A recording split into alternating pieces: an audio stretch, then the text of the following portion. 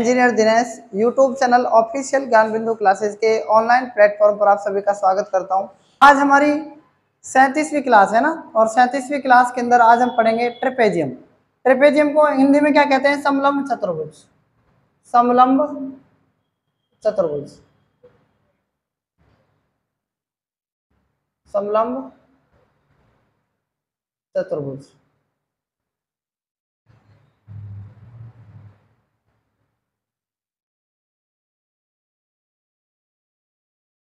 इसको इंग्लिश में क्या कहते हैं?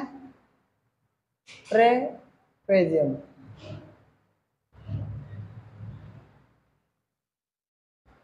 ट्रेपेजियम कहते हैं। ट्रेपेजियम क्या होता है, ध्यान से देखना आप। देखो, ट्रेपेजियम ऐसा होता है, ये एक भुजा मान लिया आपने, ये एक भुजा ये मान ली, और एक भुजा ये मान ली। आप इस पॉइंट को ए मान सकते हैं, इसको आप बी मान सकते हैं, इसको आप क्या मान सकते हैं? सी मान लेंगे, और इसको आप क्या मान लेंगे? डी पॉइंट मान लेंगे डी। आप देखना ये साइड किसके बराबर है? ए बी किसके समांतर बताओ? ए बी किसके समांतर है? सी डी के बराबर है कि नहीं बताओ?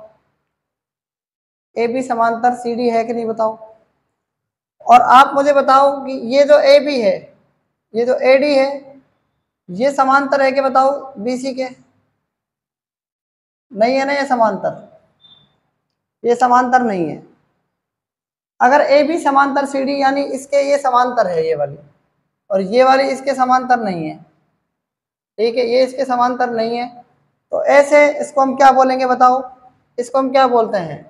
इसी को बोलते हैं हम समलंब चतुर्भुज। क्या बोलते हैं? समलंब चतुर्भुज। बात आगे समझ में नहीं आई, ये बता दो पहले आप। अच्छा, ध्यान से मेरी बात को आप सुनना। अगर किसी उसके अंदर मान लो कि ये एक समांतर, ये एक चतुर्भुज है, इसको हम क्या बोल रहे थे? इसको हम क्या बोल रहे थे बताओ? जिसकी चारों भुजाएं अगर समान नहीं हो, जिसकी चारों भुजाएं अगर समान नहीं होती थी, तो उसको हम क्या बोलते थे बता सकते हो आप? केवल हम चतुर्भुज बोलते थे। क्या बोलते थे? केवल हम चतुर्भुज बोलते थे उसको। पता है ना आपको? चतुर्भुज। सबसे पहले हमने चतुर्भुज पढ़ा था, क्वाड्रिलेटरल। उसके बाद हमने पढ़ा था समांतर चतुर्भुज। समांतर चतुर्भुज क्या होता था? जिसकी दो आमने सामने की भुजाएं क्या होती थी? समान होती थी। ये इसके समांतर है और ये इसके समांतर है ना भाई? आमने सामने की बजाय समांतर है ना, है ना? दो, यानी ए बी बी सी के बराबर, और ये A D B C D के सी बी के बी सी के बराबर। तो इन भुजाओं का हम क्या बोलते थे? इनको बोलते थे समांतर चतुर्भुज। बोल रहे थे ना मैं, समांतर चतुर्भुज। एक कंडीशन क्या हो गई? एक कंडीशन ये थी कि इसकी हम सारी भुजाएं क्या हो जाएं? ये भी बराबर हो जाए, सारी भुजाएं क्या हो जाए? बराबर हो जाए। तो इनको क्या बोल रहे थे हम? सम चतुर्भुज बोल रहे थे कि नहीं बोल रहे थे? बताओ आप पहले। बोल रहे थे ना? अच्छा, ये में इसमें आपकी सारी बराबर होगी, यानी ए बी बराबर बी सी बराबर सी डी बराबर में ए डी, यानी ए बी सी और ये क्या है? D. A B B C, ये भी एक्स, ये भी एक्स, ये भी एक्स और ये भी एक्स। इसमें क्या था? ये एक्स तो ये एक्स, ये वाई तो ये वाई, है ना? इसमें सारी बराबर। इसमें क्या थी? ये एक्स, ये वाई, ये जेड और ये क्या है? डब्ल्यू, यानी चारों ही अलग अलग हो गई। और अब जो समलंब चतुर्भुज है वो क्या है? आप देखना, समलंब चतुर्भुज क्या है? समलंब चतुर्भुज कुछ ऐसा होगा। इसके अंदर ये क्या होगी? देखना, ये तो होंगी समांतर भुजाएं। ये क्या होंगी? समांतर होगी ना, ये समांतर भुजा होगी, यानी ए, ये बी, ये सी और ये क्या है? डी। यानी ए बी समांतर क्या है? सी डी हो सकती है। लेकिन ये जो भुजाएं ना, ये ए डी समांतर बी सी, ये नहीं हो सकती, यानी ये समांतर नहीं होंगी, ये बराबर नहीं होंगी, ठीक है? यानी ये दोनों क्या है? समांतर। ये दोनों इस तरीके से बराबर नहीं हो सकती। ऐसी भुजाओं को हम क्या बोलते हैं? समलंब चतुर्भुज कहते हैं। अब देखना इसको, ए बी समांतर है किसके, सी डी के, और ए डी समांतर किसके, बी सी के, नहीं हो सकती। इसे हम क्या बोलते हैं, समलंब। इसे हम क्या बोलेंगे, समलंब चतुर्भुज। इसे क्या बोलेंगे, समलंब चतुर्भुज। आप मेरी बात ध्यान से सुनना, अगर मान लो ये क्या है, समलंब चतुर्भुज है,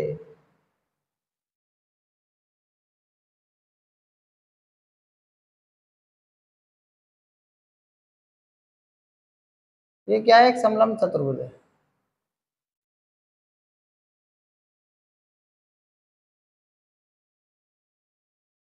आप मान के चलना ये क्या है, ए साइड है, ये बी साइड है, ये क्या है, सी साइड है, और ये क्या है, डी साइड है। अगर ए बी समांतर क्या है, सी डी है, ए बी समांतर क्या है, सी डी। ठीक है, एक पहली बात। दूसरी बात क्या है, अगर मान लो बी डी, बी डी समांतर क्या है यहां पर, ये बी डी, ये वाली, और ये ऐसी, ऐसी अगर हो जाए, यानी कहने का मतलब ये दोनों साइड अगर ये भी 5 हो जाए और ये भी साइड क्या हो जाए, 5 हो जाए, तो इसे हम क्या बोलते हैं, इसका मतलब है कि बी डी समांतर ए सी। इस कंडीशन को बोलते हैं हम आइसोसेल्स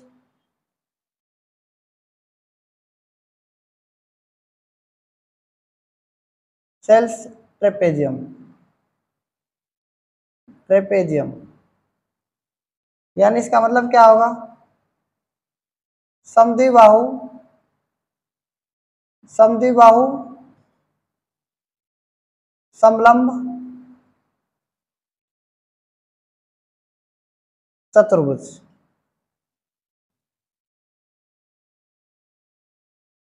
समझ में आ गया, इसे हम बोलेंगे समद्विबाहु समलंब चतुर्भुज। ये जो चीज है ये आपको क्या है, इंपोर्टेंट याद रखनी है, यानी वेरी वेरी इंपोर्टेंट बात है। ये आपको क्वेश्चन को सोल्व करने में बहुत ज्यादा मदद करेगी। ठीक है, अगर ये दोनों बराबर हो जाए, वैसे बराबर होती नहीं है, अगर ये दोनों समलंब नहीं, अगर ये दोनों समांतर समानांतर नहीं है, तो इसे हम क्या कहेंगे, यानी दो समांतर भुजाएं होंगी इसमें समलंब के अंदर, और ये नहीं होंगी। अगर ये सारी हो जाए तो इसे हम क्या बोलेंगे, फिर समचतुर्भुज बन जाएगा। नहीं तो इसलिए आपको याद रखना है, अगर इसमें ये दोनों बराबर हो जाती है तो समद्विबाहु समलंब चतुर्भुज कहेंगे इसको। ठीक है, इस पॉइंट को आप नोट कर सकते हैं, ये वेरी वेरी इंपॉर्टेंट पॉइंट है। देखो पहला पॉइंट क्या है इसमें, एरिया ऑफ ट्रेपेजियम, यानी समलंब चतुर्भुज का क्षेत्रफल। आप ध्यान से देखना, ये पॉइंट आपने क्या माना है यहां पर,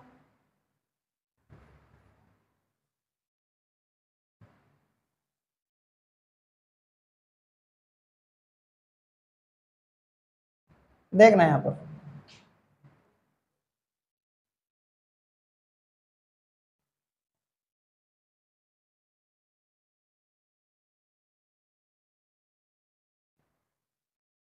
देखो ये क्या है, point number A, A B, और ये क्या है, सी, और ये क्या है, डी। आप मुझे बताना कि इसके यहां पर ये भुजा क्या है,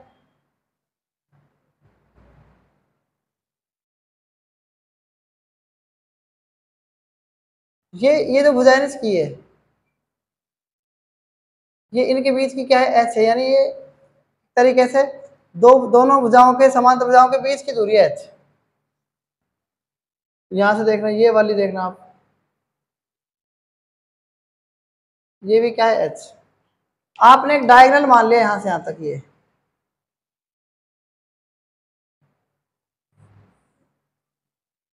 इसको क्या नाम दे सकते हैं आप, इसको D1 नाम दे सकते हैं। और आपको क्या फिलहाल क्या करना है, ये वाला एरिया निकालना है, ये वाला इसका एरिया।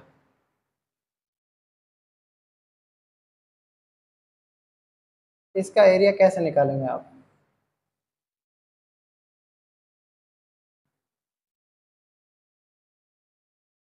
आप मुझे बताना, इस साइड को आप क्या नाम दे सकते हैं, इसको नाम दे दिया आपने x, क्या नाम दे दिया, x। इसको आपने क्या नाम दे दिया, वाई। आप मुझे बताना इसका एरिया निकालें हम, त्रिभुज किसका, ए बी और त्रिभुज ए बी डी का क्षेत्रफल कैसे निकाल सकते हैं। 1/2 आधार क्या है इसका, x, और ऊंचाई क्या है, h है कि नहीं बताओ, h है ना। इसका एरिया निकल गया ये, आपको उतारना नहीं है, नहीं पेज फाड़ दूंगा मैं।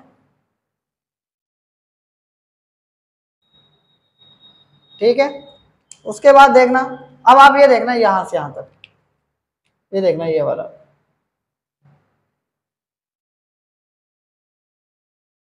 इसका एरिया बताओ कैसे निकाल सकते हैं आप।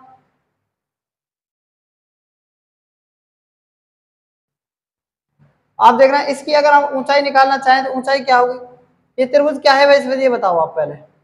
ये है ए सी डी, त्रिभुज ए सी डी का क्षेत्रफल क्या हो जाएगा, 1/2 आधार क्या है, आधार इंटू क्या है ऊंचाई, 1/2 आधार क्या है बताओ, वाई, और ऊंचाई क्या है, एच, यही है ना इसकी ऊंचाई, तो एच यही है ना। ठीक है, ये आ गई समीकरण नंबर 1 और ये आ गई समीकरण नंबर 2। अगर आप समीकरण 1 को और समीकरण 2 को अगर ऐड कर दे तो 1 प्लस में समीकरण 2 को ऐड कर दो आप,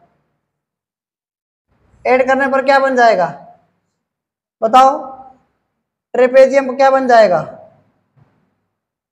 एबीसीडी का क्षेत्रफल निकल जाएगा, निकल जाएगा बताओ, निकल जाएगा ना। अब जोड़ दो 1/2 x into H plus 1/2 y into H बराबर में ट्रेपेजियम क्या बन जाएगा, एबीसीडी का क्षेत्रफल। देखो 1/2 क्या कॉमन आ रहा है, h कॉमन आ रहा है, इधर से x बच जाएगा, इधर से क्या बच जाएगा y, ये क्या जाएगा, समांतर भुजाओं का योग आ जाएगा, x प्लस वाई था ना, एबीसीडी का क्षेत्रफल आ जाएगा ये। अब आप मुझे बताना x प्लस वाई क्या है, ये समांतर भुजाओं का योग है कि नहीं बताओ, हैं, तो 1/2 इंटू एक्स प्लस वाई क्या है, समांतर भुजाओं का, समांतर भुजाओं का योग, और h क्या है बताओ, उनके बीच की लंबवत दूरी। ठीक है, ये क्या जाएगा बताओ, चतुर्भुज एबीसीडी का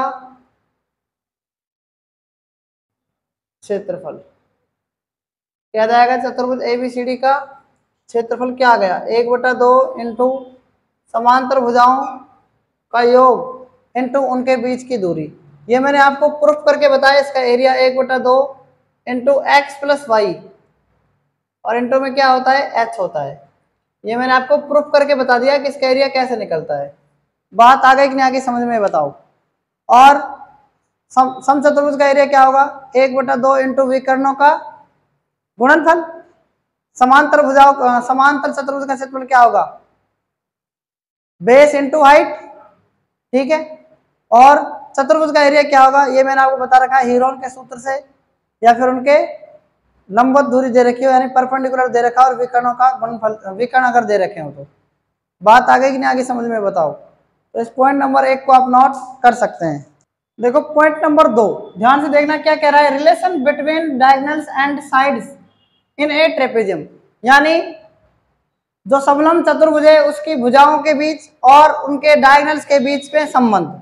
ठीक है, तो ध्यान से देखना, ये मैं क्या बना रहा हूं यहां पर, ये मैंने एक समलंब चतुर्भुज बना दिया, मैंने एक समलंब क्या बना दिया, चतुर्भुज।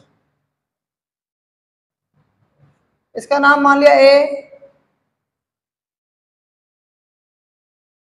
ये क्या है बी, ये क्या है सी, और ये क्या है पॉइंट नंबर डी। बात आ गई समझ में।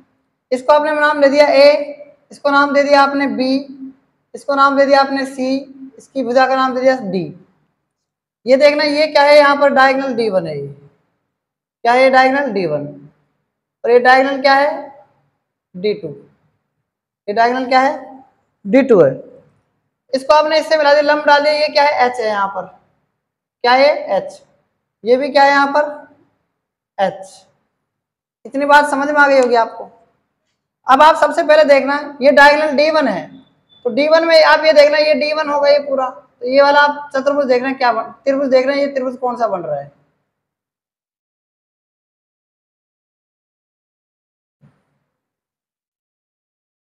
ये चतुर्भुज देखना आप, ये क्या बन रहा है बताओ, ये त्रिभुज कौन सा त्रिभुज है, इसको नाम दे दिया आपने DE, इसको नाम दे दिया F। ये आपने ये वाली साइड क्या मान लिया यहाँ पर X, और ये वाली मान लिया आपने Y, मान लिया आपने Y, ठीक है। इसको आपने क्या नाम दे दिया Y। अब आप मुझे ये बताना सबसे पहले ये पूरी साइड क्या है बताओ, पूरी क्या है, पूरी साइड क्या नाम दे सकते हैं आप इसको,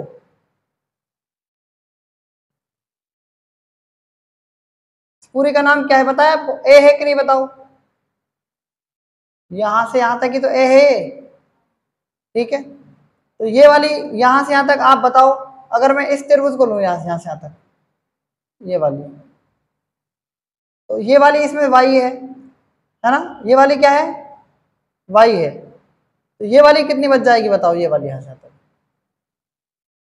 भाई ये आप इसको क्या मान सकते हैं x, और ये क्या है यहाँ पर y, इसको आप क्या नाम दे सकते हैं बताओ।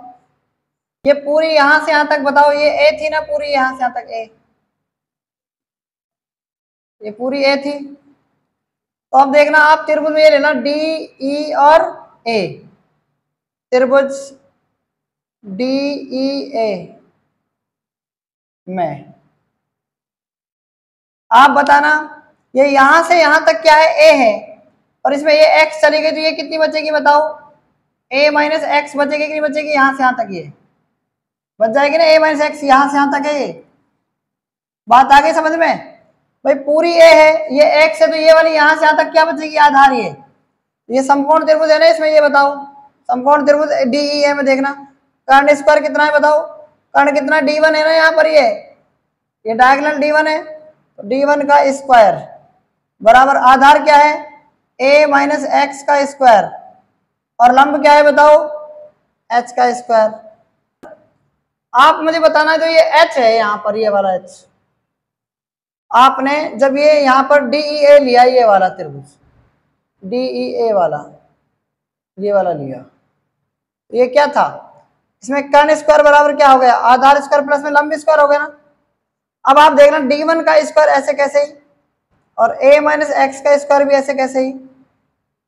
आप मुझे बताना h का मान क्या रख सकते हैं, देखो ये h क्या है यहाँ पर, ये इधर भी तो क्या बन रहा है, वो बन रहा है ना, तो इसको आप देखो ये लंब है, लंब स्क्वायर बराबर क्या होता है, कर्ण स्क्वायर माइनस आधार स्क्वायर, यानी c square minus x square लिख सकते हैं ना इसको, c square minus x square लिख सकते हैं, बताओ आप पहले तो इसको लिख सकते हैं। देखो c,